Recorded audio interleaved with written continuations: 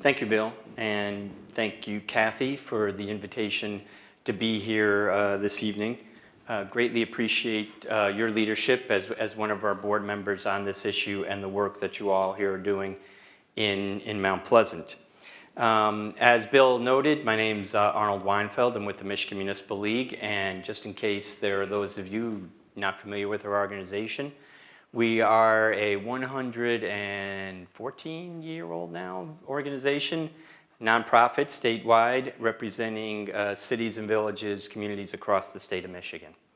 And I'm going to talk to you tonight about something that we learned and have learned over the course of the last few years. And that is that as part of an overall economic development strategy, place is a primary commodity. The places people live in, the places people work in, is as important as a fair tax system, as important as regulations, as important as any factor you can think about.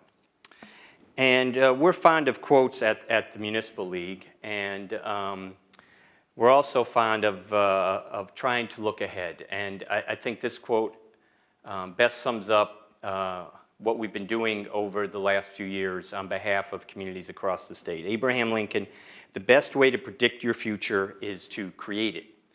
In other words, if we won't help ourselves, no one else is going to.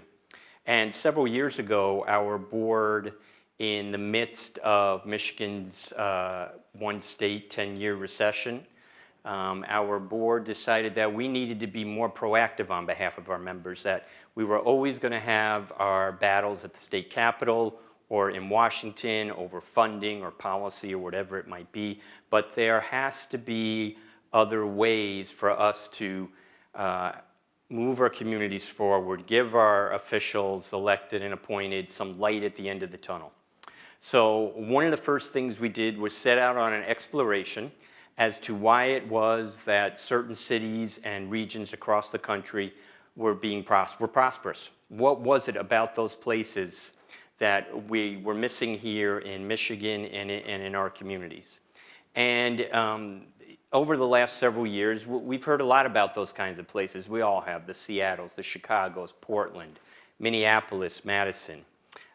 Even some smaller cities like Omaha, Nebraska, for instance, has made a name for itself as a great place to live these days.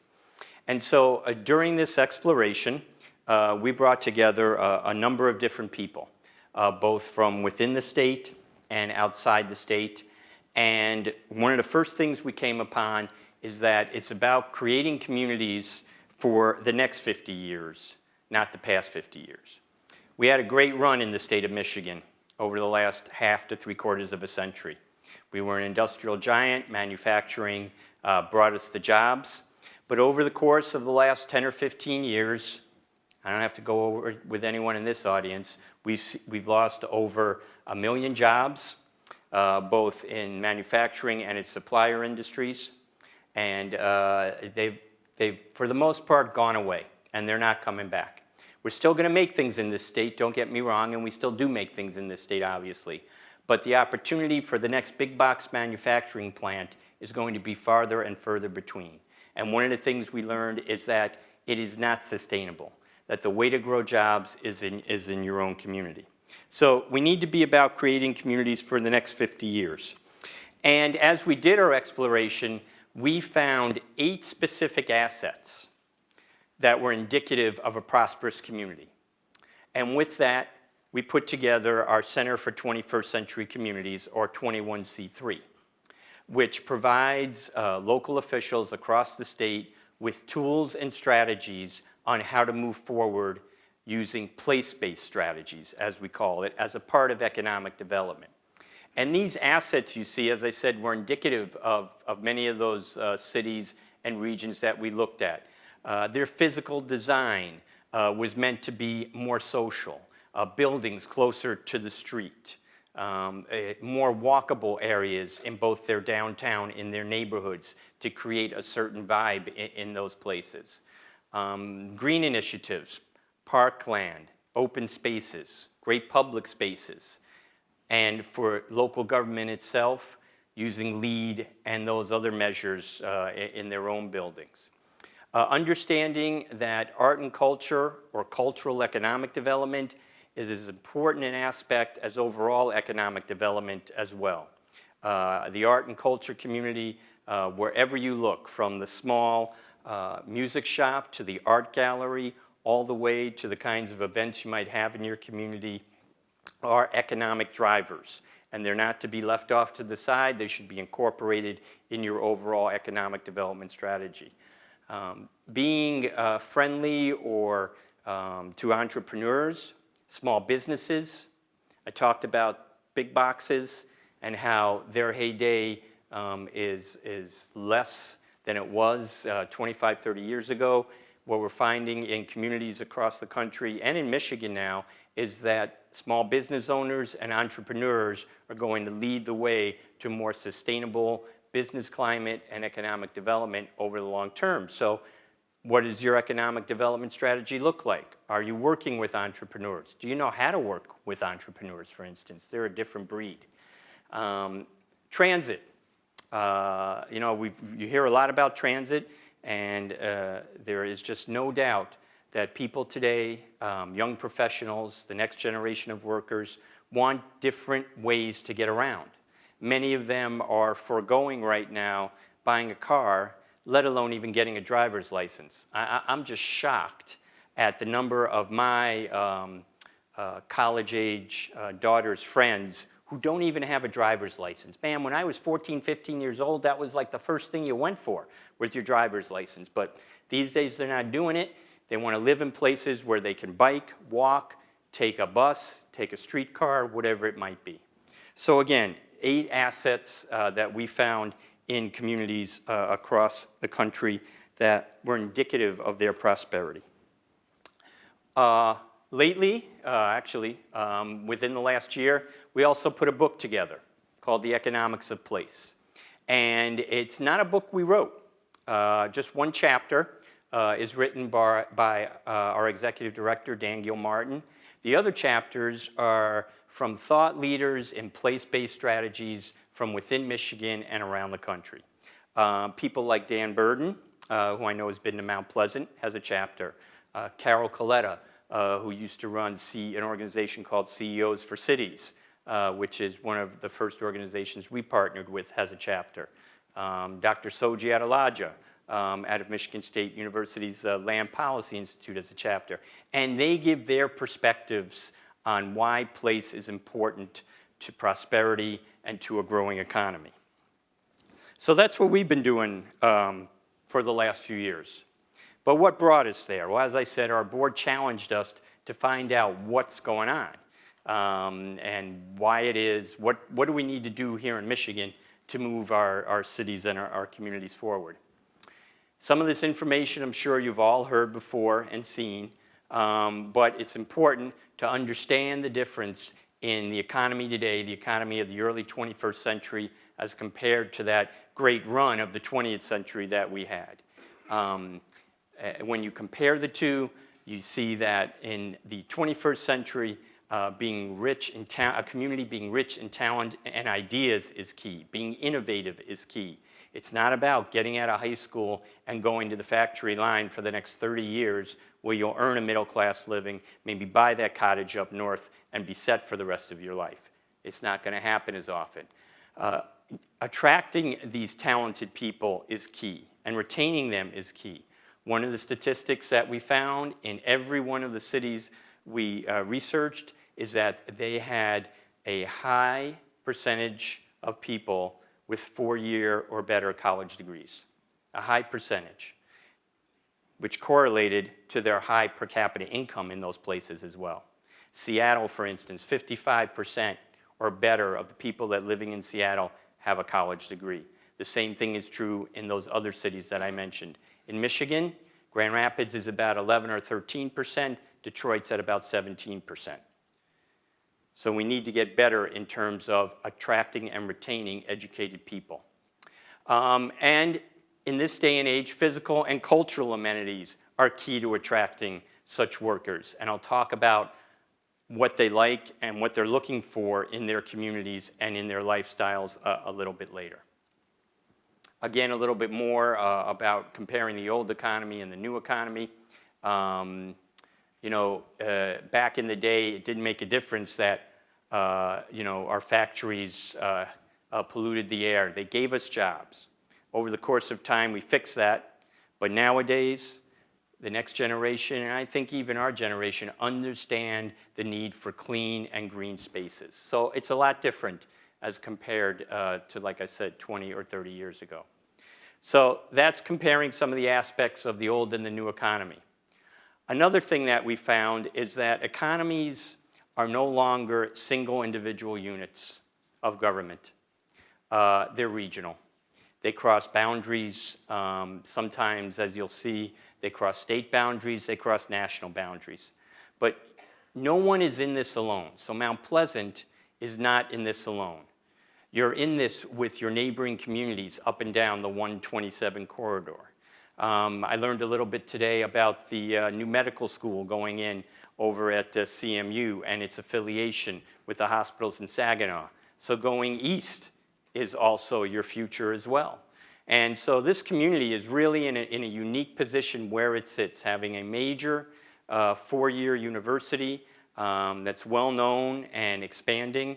I was shocked a couple of years ago. I used to do federal affairs for the Municipal League. We were in Washington, D.C. for a visit. We're in the metro, and I turned my head, and there's a banner for Central Michigan, advertising Central Michigan University. So, like I said, a well-known four-year school, and that gives you an upside over many other areas. So again, economies are regional, although within those regions, you'll find sub-regions of communities and areas based on their economic assets. And in order to make the point that economies are regional, here's a shot from space of Michigan at night. And quite clearly, you can see that in a very broad aspect, we are part of the Great Lakes region. And that includes not just Chicago, Indiana, and Ohio, but also our national, international friends in Canada. That's why this issue of that second bridge was such a hot topic over the course of the last several months. Michigan sits in a unique position, the economic center of this region, to really play a role in the economy of Canada and the United States over the coming years.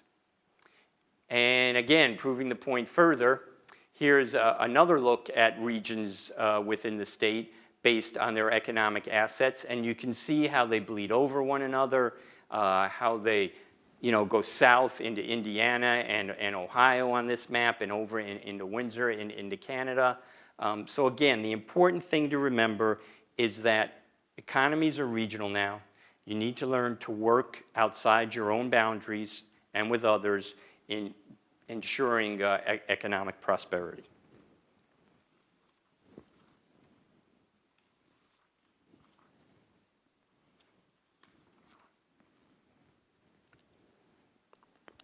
The one thing that's constant in these regions is that they all have a high-quality urban center. And when you look at the statistics for Michigan, the so-called metropolitan statistical agencies, 14 of them in the state of Michigan, these 14 regions in our state hold over 80% of the population, 85% of the jobs, 85% of the exports, and 90% of the high-tech jobs are within these regions, every single one of them anchored by a core city, such as a Mount Pleasant, such as a Saginaw, such as a Grand Rapids, Lansing, etc. And so it's important that we invest in these places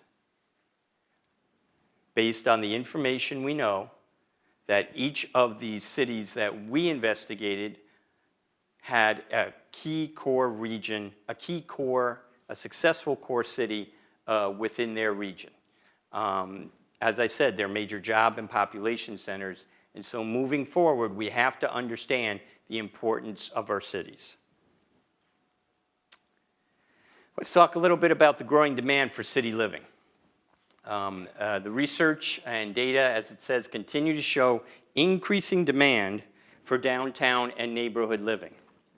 There's been a number of different surveys over the last couple of years that tell us that if we're going to compete for these talented young professionals, we're going to have to provide downtown and city neighborhood living options. Fact of the matter is that 88% of the millennials, for lack of a better word, I don't know, sometimes they're called Generation X or Generation Y, I get my letters mixed up, but it's basically young professionals in their early 20s and 30s. Their values of where they want to be are different than their parents. And I'll talk more about that in a minute. The other piece we have to understand is that the percentage of households with children is dropping. 40 years ago, 40 to 50 years ago, the percentage of households with children was about 50%. 50% with children, 50% without. Right now, the percentage of households with children is 28%.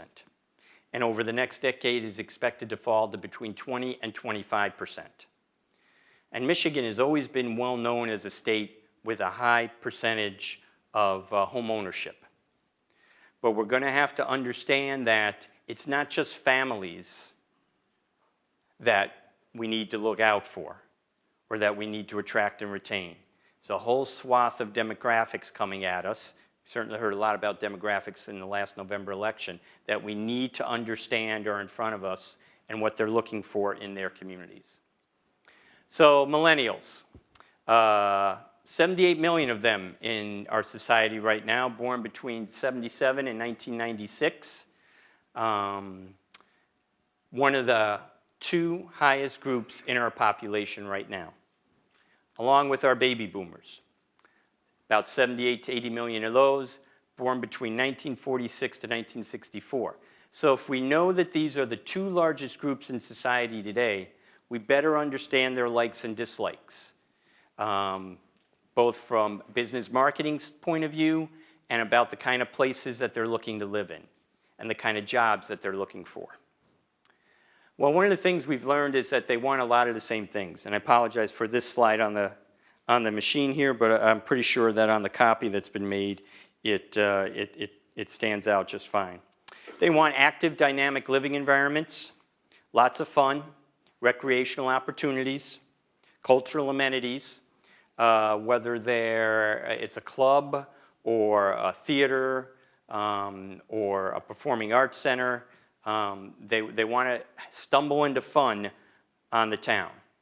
And one of the things we've also found out is that this next generation of workers, as well as empty nest baby boomers that are coming to downtown, they don't entertain anymore in their homes. Remember the dinner party of the 60s, you know, that was very popular, and of the early 70s? These people are moving into 800 and 1,000 square foot places, and they want to go down onto the street into their neighborhood and in their downtown and meet people socially at the coffee house or at the club or at a public space, whatever it may be. That's where they do their entertaining, and it's important to remember that.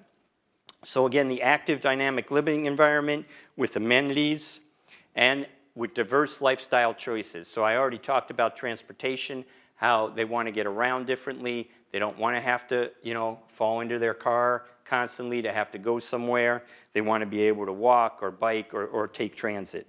And they want various housing types. Various housing types. Another important piece, especially for the development community. A little bit more, 2011 American Community Preference Survey showed that 88% said a neighborhood is a bigger consideration than house size, and that schools, sidewalks, or places to take walks are top community characteristics that are wanted. Nearly half of the public would prefer to live in a city or a suburban neighborhood with a mix of houses, shops, and businesses. So the day of building a subdivision out in a greenfield, I think is gone. And as a matter of fact, working in Lansing, there was some legislation around last session to try and help out, especially subdivisions in Livingston County that had been built on spec, and when the crash came, they now sit empty. And townships had put in all the infrastructure and were getting, they were out of luck. They were out of luck. As the economy changed and as people's values and attitudes changed, these subdivisions are now starting to sit empty. And it's not the kind of development that people are looking for now. Because there's been a shift to multifamily housing. Home ownership is declining. When those empty nest baby boomers move out, they're vacating their 3,000 square foot single family home, and nearly 60% of them are moving into multifamily buildings. Whether it's a condo, an apartment building, whatever it might be, they're moving out of their single family home where they had to drive to get to everything, and they're looking for neighborhoods and downtowns where the services are ready available to them within a 10-minute walk of where they live. And so because, as I said, one of the largest cohorts in our society is baby boomers, we need to understand all this in terms of how we think about developing our communities. What should our communities look like? What's the economic development platform we should be building on? So let's for a moment now start to talk about place and this thing called sense of place. And I'm sure some of you have heard this term. I try and keep it simple with my definition of sense of place. There are a lot of different definitions out there. But really, sense of place is that emotional feeling you get when you're in a community, when you're on vacation, when you go to, maybe some of you go to New York City or Chicago for a few days in an urban environment where you can see a show, eat a restaurant, go to a club, so on and so forth. But it's that feeling you get, good or bad. Obviously, we want that good feeling when you're in a place. And as Fred Kent from the Project for Public Spaces, someone we've worked with on a number of different projects, he talks about it, about turning a neighborhood, downtown, or city from a place you can't wait to get through into one you never want to leave. So when all those students and others come to Mount Pleasant to enjoy Central Michigan University, you want this city to be as inviting to them as their hometown, more so than their hometown, so that the possibility is there that when they graduate, they actually might want to stay here. Or for your families that are here. As young people grow up and graduate high school, they go away to college. They go away. They want to, sow their oats, I think was the expression that was once used. But we want to be sure that we've given them the kinds of experiences in their hometowns that will allow them to come back when it's time to come back. And right now, they're not coming back. They're in Chicago, most of them, I think. I don't know, I go to football game, all you got to do is go to a Northwestern football game when MSU or U of M is playing, and it looks like half the state's young population is in Chicago. And they're there. They're there. There are many neighborhoods, filled with MSU and U of M graduates. Okay, so sense of place is that emotion you get when you're in a place. But the way to stir that good feeling from someone is through placemaking. And that is the process and result of creating a place that has unique features that people want to be in. It has to be authentic. Each community, each region has to build off of their own assets. Not every place is going to be a Frankenmuth, right? We're going to have only one Frankenmuth in this state, and I think it's taken. And this city and this region have some great assets. I drove around today, Bill drove me around today, and I was so impressed with the amount of park and green space that you have here. Never knew you had a trail system. Heck, I didn't even know you had a well-known bike race that happens here. Never knew. So you got things going on here that make this a unique place. And again, linked to surroundings, the park system that I saw, hearing about the bike race that brings in, just a little piece, a few amount of people. They all create an emotional feeling, this so-called sense of place. And in terms of placemaking, it's targeted. It's within a plan. It's just not willy-nilly, So like something to think about when, this property out the back of this building, I'm looking forward to the day in a few years when I come back, and that is some kind of hop-in mixed-use commercial residential. Maybe it's got a coffee shop, some businesses on the ground floor and the second floor, and up above on the third and fourth floor, there's residences up there. It's okay to go up. It's okay to go up. You need to go up, not out. And I call a lot of the work that we're trying to do going back to the future, the way our downtowns and neighborhoods used to be, maybe at the turn of the 20th century. I mean, those downtowns were packed. You had your shops and your stores were all on the ground floor, and people lived above that. Now, granted, it was a different time, and it was a little crushed. But you know what? Congestion's a good thing. Congestion is a good thing. It's not a bad thing. It gets people to stop and visit and shop. So keep that in mind, that congestion's a good thing. So on a bigger scale, placemaking is about accessibility, the ability to easily circulate within public spaces, activities, I talked about stumbling into fun, definitely comfort. People want to be sure that the place they're in is safe and clean. And at the end of the day, it's also about sociability. Creating a physical fabric where people want to connect with each other and feel comfortable with each other.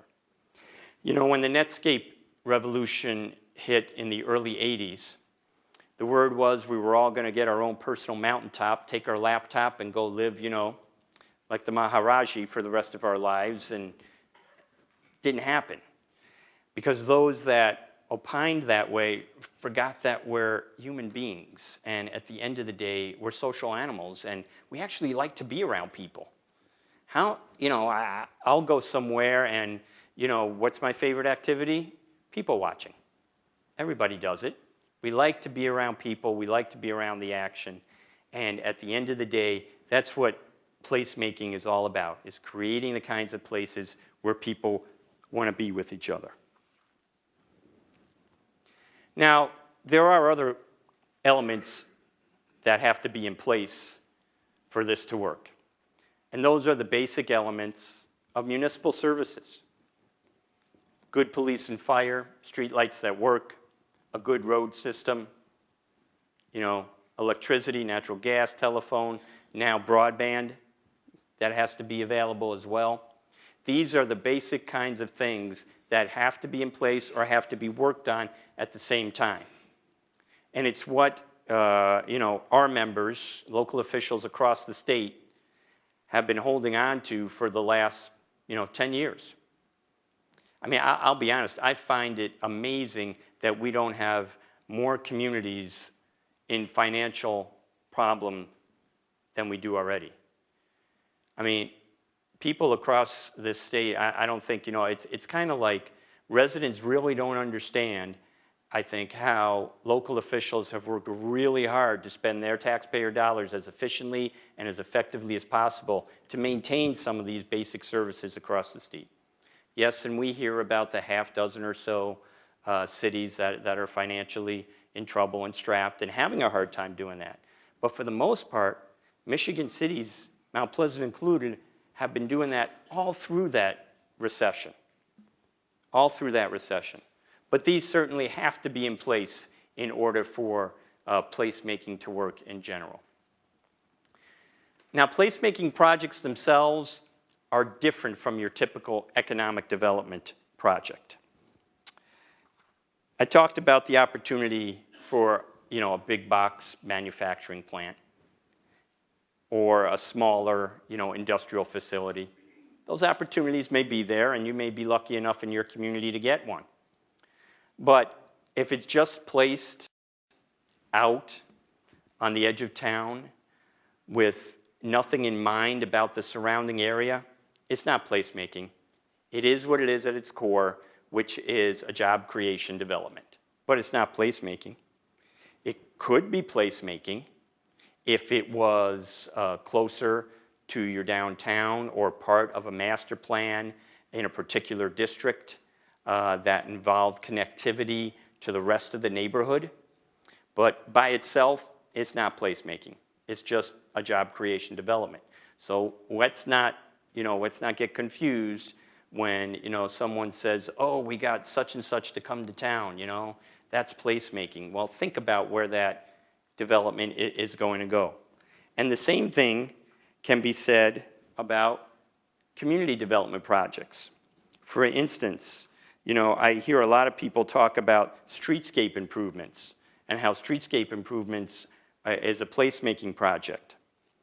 But it's really not unless it's connected to an overall plan of street trees, coordinated lighting, benches for people to sit, sidewalks that are in good repair, allowance for outdoor seating at restaurants. So a streetscape or facade improvement by itself is not placemaking, but again, as part of an overall plan to improve a particular district, neighborhood, or downtown, it could be placemaking. So one other person that believes placemaking is pretty important is actually our governor. And even when he was campaigning, he talked about the importance of cities to Michigan's economic recovery, talked about the importance of, Detroit as important to Michigan's economic recovery. And don't kid yourself, despite its problems, when you talk to people outside this state, the first city they think about is Detroit. And without a successful Detroit, we will not have an overall successful state of Michigan. And also, I would also say to you that there are indeed good things going on in the city of Detroit, just like there are good things going on in communities all over the state, including here in Mount Pleasant. When Rick Snyder was running for governor, he was talking about the importance to cities, he gets elected, and we said, okay, let's invite him in to talk to our board. So at our first board meeting in January, a few days probably after he was inaugurated, he came in and talked to our board very graciously, and he clearly stated that he did not separate placemaking from economic development. And with that, we took that phrase and we put it on our wall in our Lansing office in big bold letters, so that whenever we have a meeting there, with whoever we have a meeting with, they can see those words. And of course, we remind the administration often about those words as we work with them on investing in communities and in cities. But no matter what else you might think about the governor's policies or the bills he signed or hasn't signed, on this particular issue, he and the administration have been fairly good to work with. They are making investments at the state level and in communities through different programs to make them better places. One of those programs is the My Place initiative. It's just been instituted earlier this summer, or last summer, and it is a partnership between state agencies and outside associations such as ours and the private sector to help create jobs through place-based strategies, okay? It is both a top-down and bottom-up program.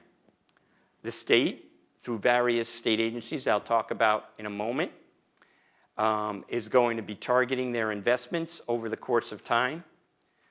And at the local level, through organizations such as ours, we're going to be educating people in a placemaking curriculum, and state agencies will be doing the same. So for those of you who remember the Cool Cities program, perhaps, we are hopeful that given the direction we're moving in together both private interests, public interests at the local level and at the state level.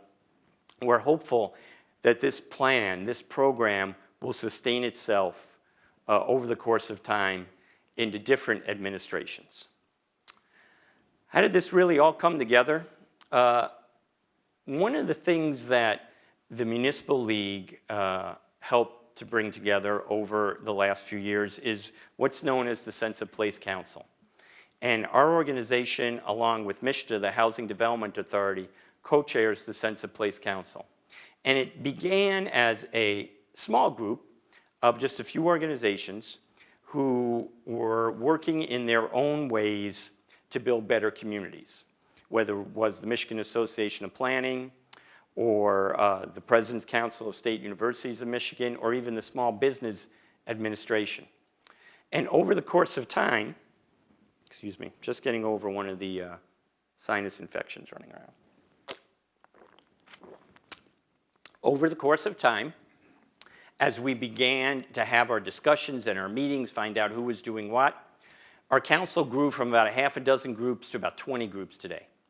The Michigan Association of Realtors is part of the discussion. I said the Small Business Association, the Michigan Environmental Council, ArtServe Michigan.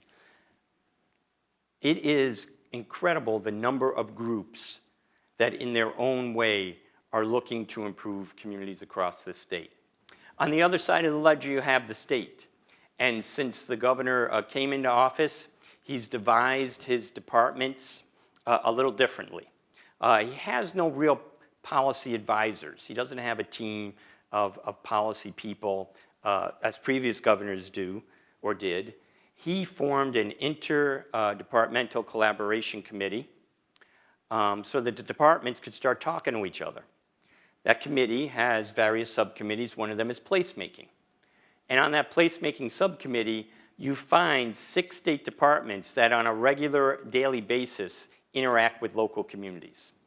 Department of Transportation, the DNR, MEDC, the State Housing Development Authority, DEQ, and Ag and Rural Development. So over the last 2 years, these departments meet once a month, and instead of talking past each other, they're now talking at each other and with each other, trying to coordinate their programs and understanding the needs and wants of local communities.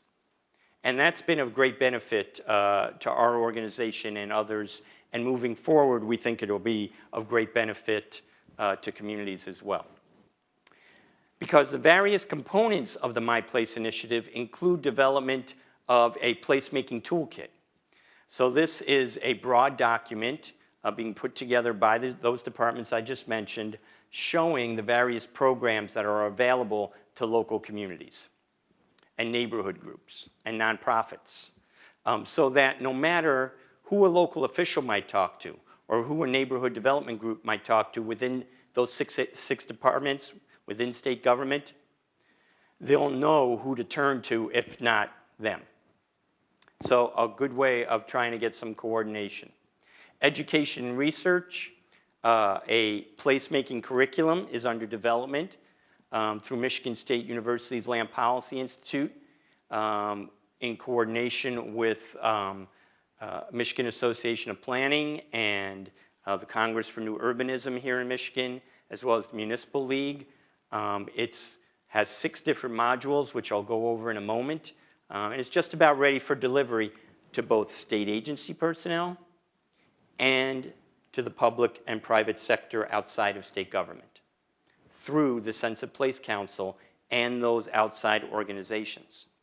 So that as we move along, both state agency personnel, local officials, business people on the local level, realtors, whoever's in this game, will be moving down the same parallel track in terms of understanding economic development in the 21st century, the kinds of programs that are available, and why place-based strategies are essential part of economic development. The Municipal League, on behalf of the Sense of Place Council, will be working with those outside groups. MISTA and MSU will be working to educate state agencies. We just went through a series of train the trainer programs the past week or two. so that we're going to have a team of people that can go anywhere in the state and do these training sessions on the various modules that I talked about. And these are the different modules, talking about people and places and placemaking, neighborhoods and streets, form planning and regulation. I didn't talk a lot about form tonight, but when you talk about physical design of a community, you're talking about form. You're talking about where the buildings sit in relation to the street to create the kind of walkability that is needed. All you have to do is go up and down Mission Street and look at it differently. Think about if all those shops were closer to the street, and maybe the speed limit on Mission was 35 instead of 45, and we got people to slow down a little bit, and it was walkable a little bit better. People felt safer walking on those sidewalks. Just because you put in sidewalks doesn't mean people are going to use them. I know this from my own experience. I live on the west side of Lansing, and we have sidewalks stretching for 3 miles. Past the Lansing Mall on one side, past the mall. I mean, it looks like it's Mission Street. But I can count on both my hands the number of people I'll see out there walking over the course of a week or two.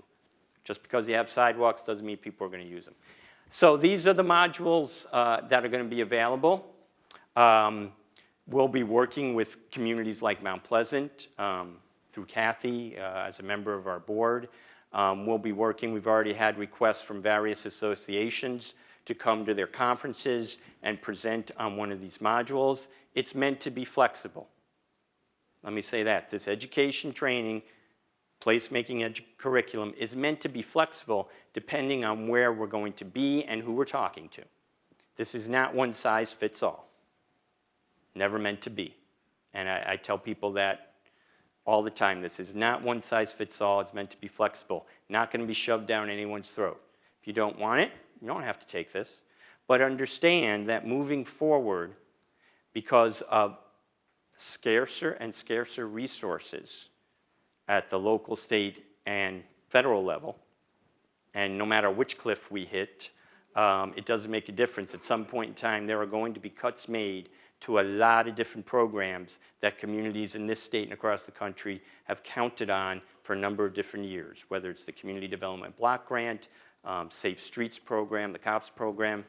They're getting cut, folks. Or ag, or the economic development programs in the Department of Ag, they're going to get cut. So we have scarcer and scarcer resources. So it's going to be important that we allocate those resources according to a plan. And it's going to be important that communities have a plan moving forward. So, whoops, don't do that. Go back. Oh, come on. Thank you. So we believe the path to prosperity is going to take bold leadership, right? We need some people that are willing to stand up and say, I'm ready to move forward. I got to step out of this comfort zone that I've been in. Understanding that the economy today is knowledge-based and global. Understanding that we need to invest in our communities and in higher education so that we can try and retain those students here once they graduate. And also understanding that economies are regionally based. The actions that you take here impact the broader region, and people need to be working together. One more quote for you finally. One of the greatest hockey players of all time, Wayne Gretzky, was once asked, how do you score the way you score? And Gretzky said, I go to where the puck will be, not where it's at. We can't stand in place, ladies and gentlemen. We have to look forward and move forward. We have to be able to take risks again and understand that taking risks is okay and failing is okay. You just pick yourself up and you start all over again. So that is the presentation. As I said, I'm sure we'll be coming back at some point in time with additional information through Kathy or Bill and the commission.